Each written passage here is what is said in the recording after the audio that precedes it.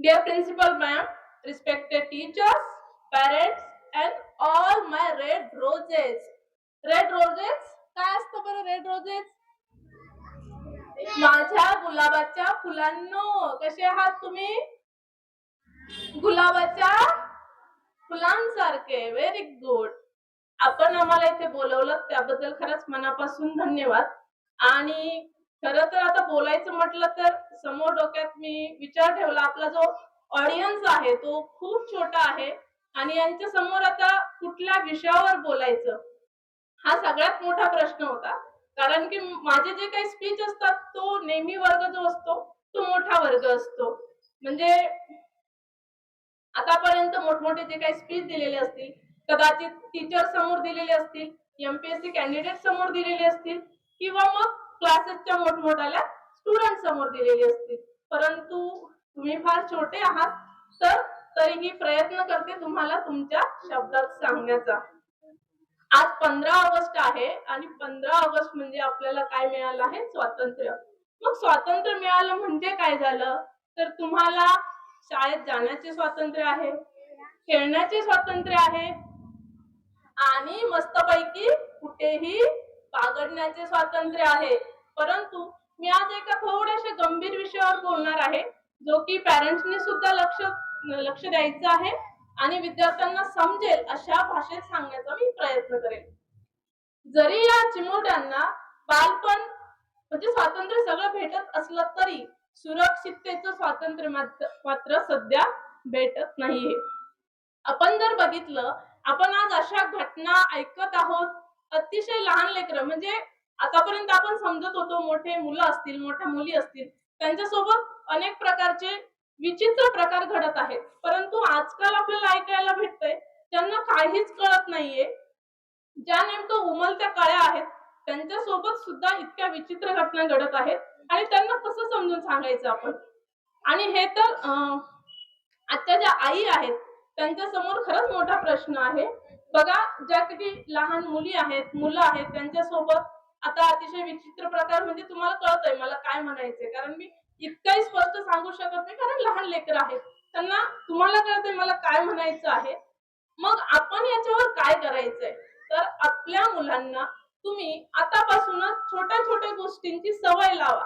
जसं की कुणीही अनोळखी व्यक्ती असेल आणि त्यांना तो विचित्र प्रकारे टच, त्यांना तुम्ही बॅड टच, गुड टच कदाचित टीचर्सनी पण सांगितलं असेल आणि तुम्हीही त्यांना वारंवार सांगत चला. सेफ टच काय असतो, अनसेफ टच काय असतो. सेफ टच म्हणजे जसं की आई सेफ टच म्हणजे काय, जसं की आई आपल्याला पुरवाते, छान वाटतं की नाही? आई मांडीवर घेते, कसं वाटतं? छान वाटतं. हा, तो असतो सेफ टच. पण जेव्हा तुम्हाला कुणी असा विचित्र टच करतो तेव्हा तुम्हाला अनकॉन्शियस वाटतं, अतिशय विचित्र वाटतं, रडायला येतं. अशा वेळी तुम्ही काय करायचं? से लाऊडली नो. काय म्हणायचं? नो. बोलो. नो. नो म्हणायला शिकायचं आणि तुम्ही त्यांना शिकवायचं. जेव्हा पण अशा विचित्र घटना घडत असतील, कुणी असो तो मग व्यक्ती, आणि तुमच्या जे काही आई वडील असतील त्यांना तुम्ही सांगायचं, तुमचे टीचर्स असतील त्यांना तुम्ही सांगायचं. जेव्हाही कुणी तुम्हाला विचित्र टच करत असेल तेव्हा तुम्ही काय म्हणायचं लाऊडली? नो. से लाऊडली. आणि तिथून तुम्ही दूर जायचं म्हणजे बाजूला सरायचं. काय करायचं? फर्स्ट काय करायचं आहे? नो बोलायचं. काय? दुसरं काय करायचं? गो. म्हणजे तिथून तुम्हाला बाजूला व्हायचं आहे आणि तुम्हाला तुमचे आई वडील असेल किंवा टीचर असेल त्यांना सांगायचं आहे, जो कोणी व्यक्ती तुम्हाला वेगळ्या प्रकारे टच करतोय आणि तुम्हाला तसं भीती वाटते, रडायला येतंय, नको वाटतंय, तर तुम्ही काय करायचंय? सांगायचंय. आई ऐकत नसेल पप्पांना सांगा, पप्पा ऐकत नसेल पुन्हा आईकडे जा, पुन्हा आईला सांगा. जोपर्यंत ते तुमचं ऐकत नाही तोपर्यंत सांगत राहायचं. ओके. आणि ऐका, तुम्हाला कुणी नसेल तर तो काय सांगू शकतो? एखादा व्यक्ती म्हटला की आपल्यामध्ये की नाही हे सिक्रेट आहे. काय आहे? पण असं कुठलंही सिक्रेट नसतं जे की आपण आई पप्पांपासून लपवून ठेवायचं असतं. ठेवायचं का?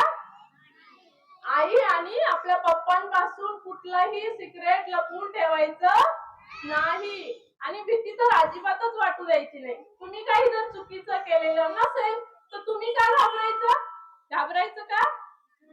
बिलकुल नाही. हा, मग पहिली पायरी तुम्ही काय करणार? सगळ्यात अगोदर नो म्हणणार. बोला नो. नंतर गो म्हणजे तिथून काय करणार? पळणार. आणि नंतर टेल म्हणजे तुम्ही काय करणार? मम्मी किंवा बाबा, आई किंवा पप्पा जे काही तुम्ही म्हणत असाल त्यांना सांगणार किंवा टीचर्स असतील त्यांना सांगणार. बरोबर? घाबरायचं का? बिलकुल नाही. Very good. खूप छान मुलं आहात तुम्ही. खूप छान प्रकारे बोललात. आणि आणखी एक महत्त्वाच्या विषयावर मला बोलावंसं वाटतं जे की मी पालकांना बोलेल. माझ्याकडे जवळपास 200 ते 250 विद्यार्थी आहेत आणि सरांनी जसं म्हटलं की मुलांकडे आता रिस्पेक्ट नावाची गोष्ट राहिलेली नाहीये. त्याचं कारण असं आहे की तुम्ही फक्त त्यांचा अभ्यास आणि अभ्यास याच्याकडे लक्ष दिलंय. फक्त तुम्ही फोकस आहात त्यांच्या मार्कांवर. करेक्ट? आता जर समजा साधी PT1 जसं की आमच्या वेळेस त्याला घटक चाचणी म्हटली जायची. एखाद्या मुलाला जर 40 आउट ऑफ 35 मार्क आले मॅथ्स मध्ये, इंग्लिश मध्ये 35 आले आणि SST म्हणजे सोशल सायन्स मध्ये जर त्याला 20 वगैरे आले, तर ते पॅरेंट्स येतात आणि ते पॅरेंट्स असं म्हणत नाही की माझा मुलगा मॅथ्स मध्ये हुशार आहे, माझा मुलगा इंग्लिश मध्ये हुशार आहे. बिलकुल म्हणत नाही. त्यांचा फोकस फक्त असतो त्याला SST मध्ये का कमी मार्क पडले आणि हे पूर्ण चुकीचं आहे. मला सांगा, तुम्ही जर दातांच्या डॉक्टरांकडे गेले तर तुम्ही त्यांना डोळे दाखवतात का? नाही. दाखवलं तर डॉक्टर काय म्हणतील? मी डोळ्यांचा डॉक्टर आहे की दातांचा? बरोबर? जर तुम्ही मोठे झालात, जेव्हा तुम्ही मोठे होतात तर तुम्ही सायन्सच्या टीचरकडे इंग्लिशचा क्वेश्चन घेऊन जातात का? गेलेच. तुम्ही स्टुडंट आहात, गेलेच तर टीचर काय म्हणतात? तो माझा सब्जेक्ट नाही.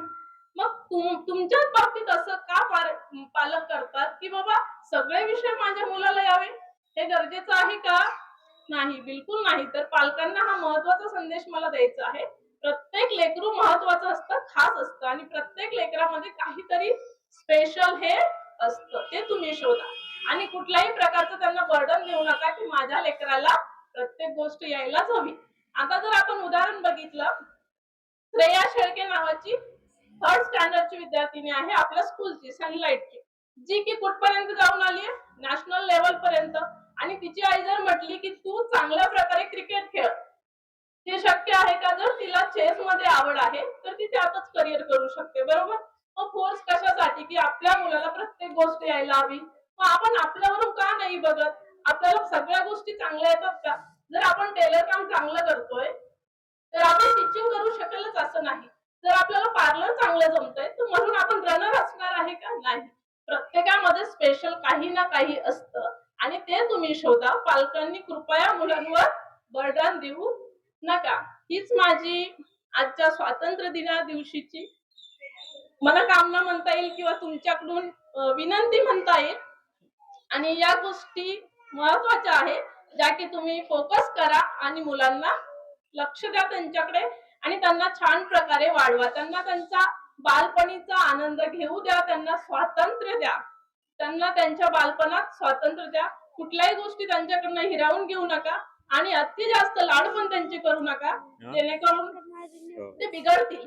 जसं की सरांनी सांगितलं की बाबा आजकाल संस्कार राहिलेले नाही, तर आम्ही बरेचसे मुलं बघतो अतिशय अरोगंट झालेले आहेत, म्हणजे अतिशय उग्र, वेगळ्याच प्रकारे त्यांचं बोलणं असतं, कुठल्याही प्रकारचं रिस्पेक्ट नाही, आदर नाही आणि बोलतात म्हणून बोलतात. याचा परिणाम कुठल्याही टीचरला भोगायचा नाहीये, तर भविष्यात तुम्हाला तो भोगायचा आहे. कारण ते तुमचे मुलं आहेत आणि जेव्हा ते मोठे होतील तेव्हा त्यांनी तुम्हाला रिस्पेक्ट दिली पाहिजे, त्यांनी तुम्हाला व्यवस्थितरित्या सांभाळलं पाहिजे. ओके, एवढं बोलून मी थांबते.